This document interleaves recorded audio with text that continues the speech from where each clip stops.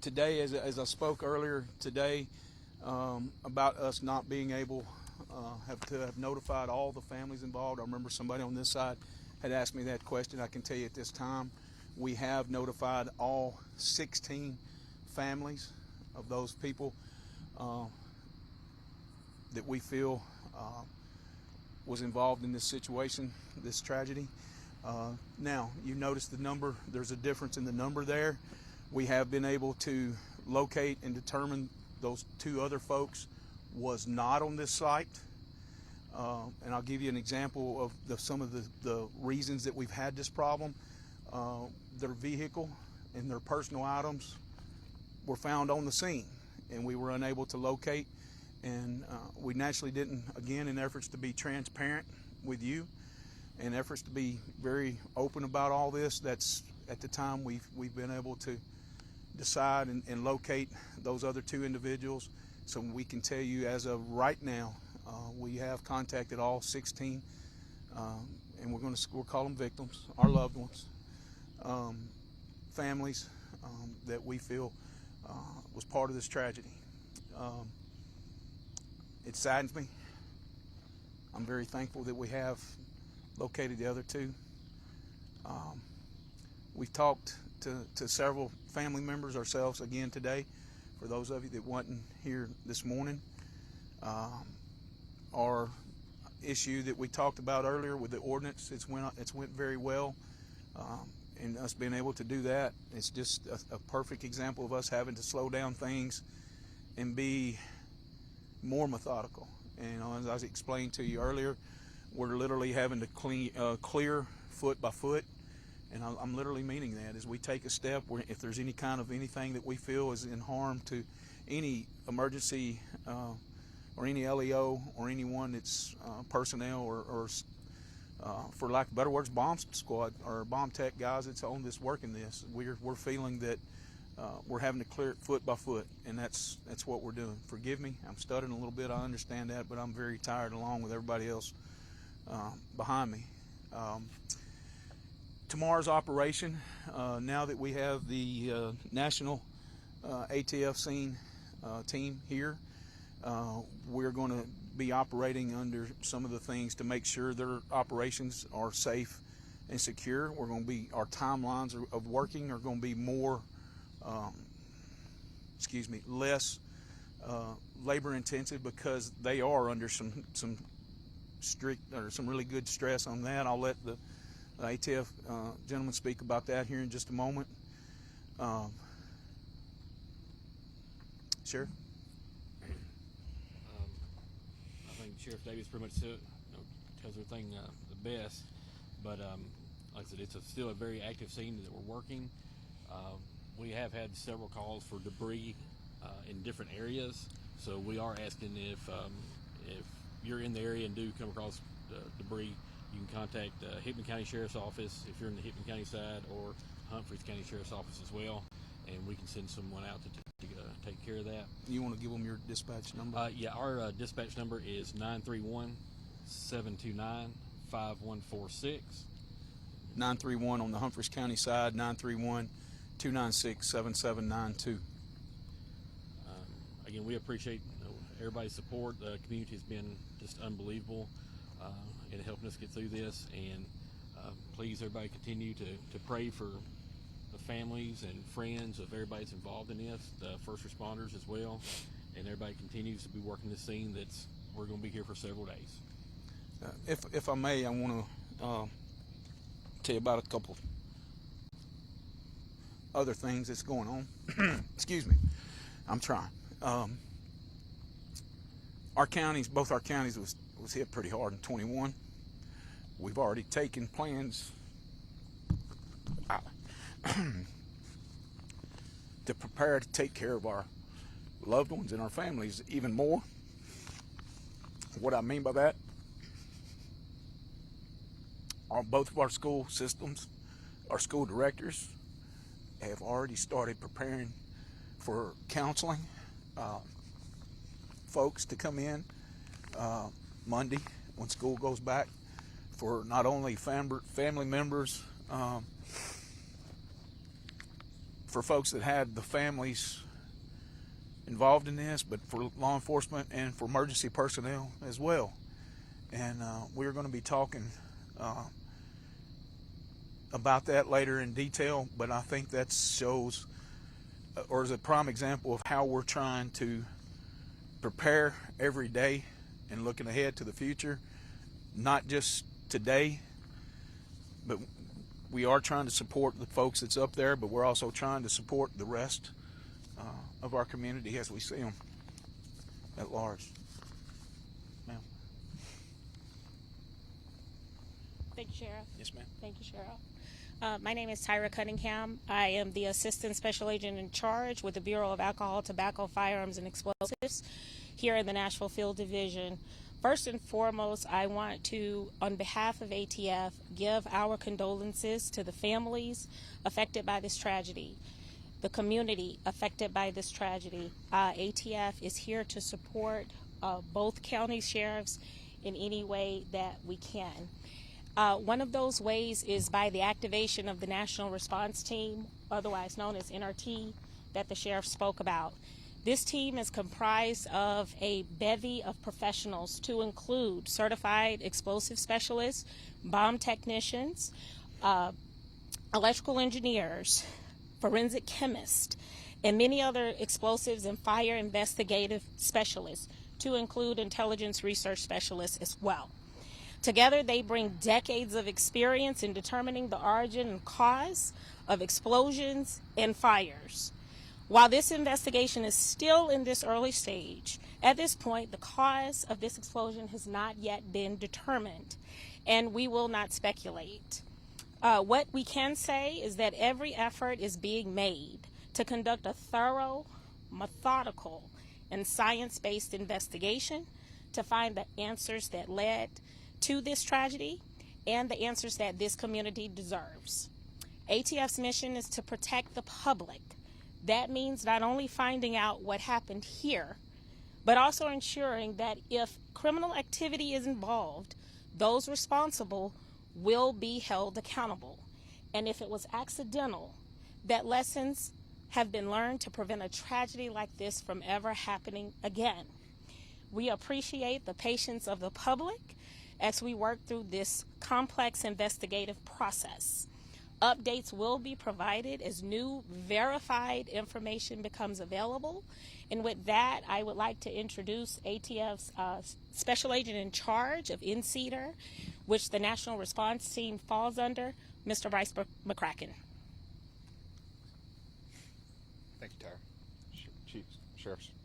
My name is Bryce McCracken. I'm the Special Agent in Charge of ATF's National Center for Explosives Training and Research, based out of Huntsville, Alabama. ATF's National Response Team, as ASAC Cunningham mentioned, is on scene. They arrived from around the country, and they bring the investigative specialties that were previously mentioned. This is going to be a time-taking process to go through and methodically work the scene. Currently, as I believe the sheriffs mentioned earlier today, we're working to mitigate hazards that are just on the site so we can begin actually working the scene from there. But I'll be available when we're done to answer any questions. Thank you. All right. At this time, we'll entertain some questions. Any questions? Yes, sir. Can you tell us the breakdown of the victims? How many women, how many men? What ages are we talking about? Sure. If you don't mind, without taking some time to do that, it would take just a few minutes. I don't have that knowledge at my fingertips. If you don't mind, I will address that for you in AM, if that's acceptable, and I'd appreciate forwarding us that opportunity. Thank you. Ma'am, you had a question over here. Where do you even begin with an investigation like this into how this happened? I mean, this scene is destroyed. Like, where do you even start? What kinds of things are you looking for in terms of evidence as to how this happened? That's the explosive investigative team. They're experts. They're expert in explosive devices. They're expert in all kinds of different areas. We've all had or seen explosions of things, of incidents across our nation, and they're very diligent and they're very delicate. And what I mean by delicate is as they go through those scenes, they handle things, anything and everything that they may come across, whether they think it's evidence, they handle it delicately until they prove themselves that it's not. So when you put all that together, at the end of the day, that's how they usually come back with their determination of what they do. Yes, ma'am. Are you any closer today to determining the cause of this explosion? Can you walk us through maybe the investigative techniques, how you go about pinpointing the cause of something like this? So to answer your first question, ma'am, we are not any closer today to determining the origin and cause of this explosion. But yes, as we move through, we're starting at the outside of the scene and working our way into where we believe the blast originated. But it's going to take time to get to that actual the facility where they were working with the explosive materials. And so once we get inside there, then we'll start looking at what's remaining, what is in that scene. The team will document every piece of evidence that we recover as we move from that outside to the inner explosive scene, and we'll be looking at that explosive seat to make an analysis from there. And I'm sorry, can you repeat that one more time? What sort of things do you look for to differentiate between something that could be accidental in nature? So we'll have to start taking a look at that, but at this point it's too far to figure that out, or it's too early in this scene to figure that out. And then you said there are 16 people that you have told their friends and family of. What did you tell them? That they've passed, that you can't find them, that there's still a recovery? What's the conversation there? Can we confirm any of that? Absolutely, ma'am. It's the exact message that I delivered to y'all this morning was the exact message that we spoke to them about. At this time, I can tell you that more than 300 people have been through that scene. I can tell you at this time we have not located any survivors, and we are making the assumption that all are deceased at this time. So we can report that unfortunately 16 people have lost their lives in an I explosive. think it's safe to say that at this point, now that we have talked and located those families that we had not earlier. I think it's, unfortunately, it breaks my heart to tell you that, but I think that can be said. And what is the mayor, the governor, what are some of the messages they're saying and relaying to you guys at this time? Are they going to speak to us out here? I can tell you this, in the communications that I've had with Commissioner Long, I've not spoke with the governor. I've spoke with some folks around him. I spoke with Commissioner Long. Again, he and I are personal friends, and he is supporting what do we need. He's supporting, he says that he's telling us, the sheriff and I, that anything we need, equipment-wise, support-wise, agency-wise, and Director Sheehan over at TEMA, we're working hand in hand with those folks. They're heavily involved in this, and right now I think that we're getting an encore of support from the past relationships that we've had, and knowing that if we ask for something, we need it. And I can't say thank you enough to those folks. Sheriff, do we have a better idea of how many people were inside the facility at the time, and is AES closed indefinitely? AES is cooperating with us in every way, form, or fashion. They've been, since the onset of that, they've been open door policy with us. They've been very open, communicating with us. And I want to go back to, again, to an earlier thing that I said in one of the earlier interviews. I think it was how many folks, forgive me, but I don't remember the number that I said during that time. At the time of that incident, that 7:45 a.m., I put a number out there that we could tell you was in that building at that time. And forgive me, I don't remember, because I've moved on since then. In my mind's, I don't have that in my mind, so forgive me. What is the role of AES in the investigation? Are they, you said they're cooperating, but are they giving information in terms of how to find out what happened? Well, you have to remember something. Us as law enforcement, we have the job of not only doing investigations. We have the job of when we go into these things, we have to protect them like they're a crime scene. But we also have to remember that we're on private property. This is not a situation that's happening, you know, in the middle of the road or on public property. We have to remember that, and I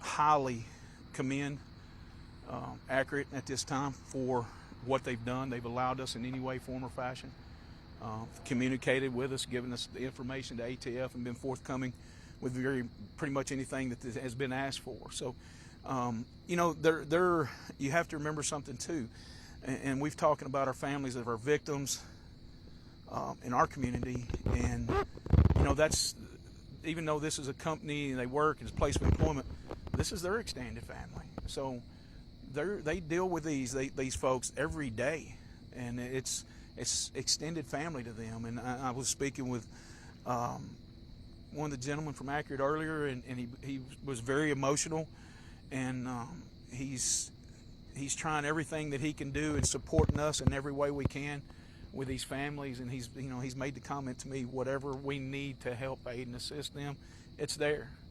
And I think he's continued that effort for us, and we're very appreciative of that on the law enforcement side. So, do you have a question, ma'am? The company has several buildings on the site. Do you know more about the actual building that blew up, like what role they played? Ma'am, I do not know that, and we're leaving the investigative side to the ATF on that, and I want to leave that as part of the investigation to secure that. Again, I have to be guarded with investigative type stuff, and I don't by no means want to put words in ATF, but I feel that they would concur with that.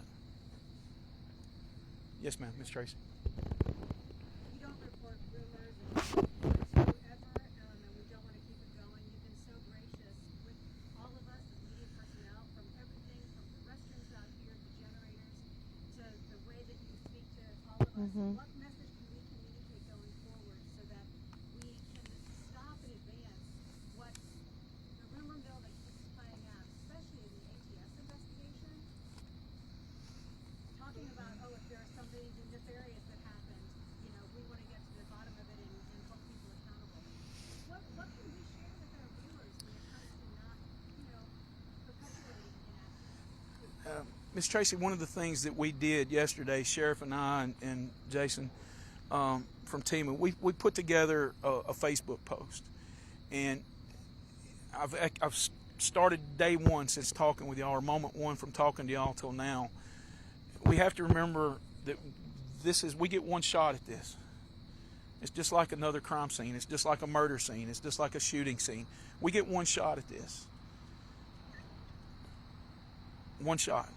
We have to take our time, process it, and due to the constraints that we have here, and I was not joking earlier, we're literally having to take 1 foot at a time. And we've got, if we can't maintain the safety and security of us, those that are working the scene, we've got to make sure that that is in place to be able for us to continue to get those answers, to get what is needed.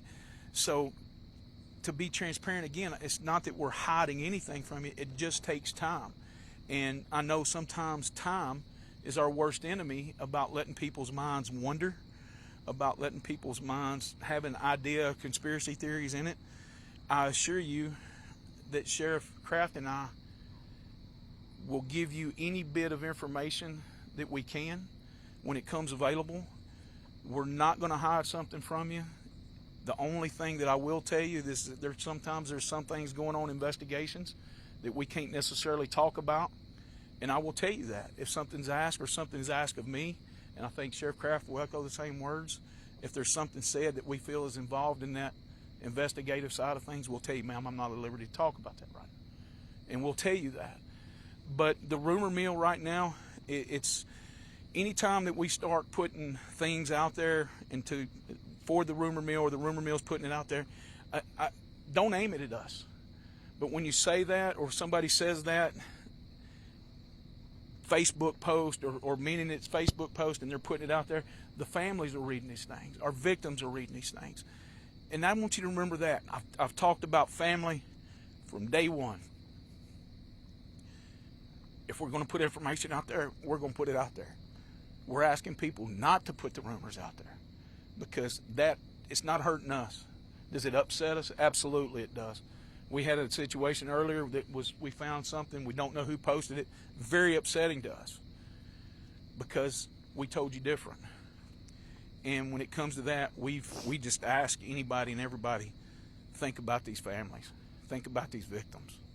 That's how I would like to make that statement. Yes, ma'am. I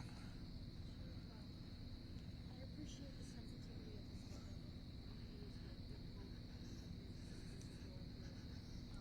open the company has been to this investigation. But I also think that reflection is an important aspect of this, making sure the red flags on this is an important aspect of this. My question to you, Sheriff, is did you or your office ever hear of any prior complaints from residents near the plant or any workers, former workers, even minor ones, that could have pointed to instability or unsafe operations? Ma'am, living here in both of us, I think Accurate here again has been very open to us. They've actually had us on scene. I know I've been on scene, seen explosions and seen things, them set things off before. And I think the residents have become, because they do have test sites and test areas on the facilities, so some of the explosions may have come to secondhand to some of them in the area. To say that I've had a report of some kind of something that's suspicious, I haven't had that. I've had one of the folks that run this place is a personal friend of mine. I've known him, and our sons actually played baseball together for years ago. I can tell you they've reached out to us if there was ever a situation, an incident or a theft or something like that. They've been very straight up forward and honest with us.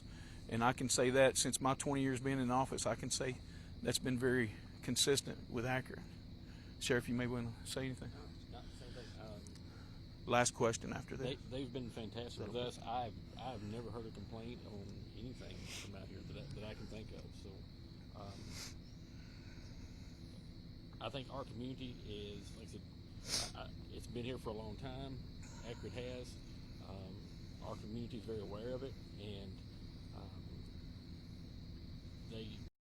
there's never been an issue with any complaints. I know they know that, like I said, at the times they're doing testing, they're going to hear some booms, and like I said, I think the people that live around here have kind of got adjusted to that when they do hear it. Yes, agree.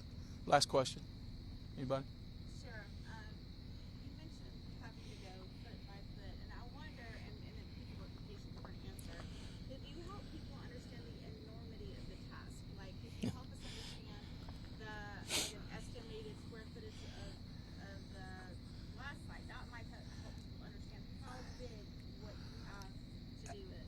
Absolutely. We've talked about it. We talked about it again since the first moment we've started speaking with you guys. I can tell you that we have at least a half a square mile that we're dealing with. And not only that, but now we're receiving information. We've had one notification today that there's been some debris that's been more than 2 miles from the site that's been discovered. So have we expanded our scope a little bit? We've not expanded outside the compound at this time, but that's here again, that's one of the reasons why we stated what we did earlier about if there is some kind of debris that's found close to the area, or if somebody feels there's something suspicious, number one, please don't touch it and notify 911 as soon as possible. Thank you. I appreciate y'all very much.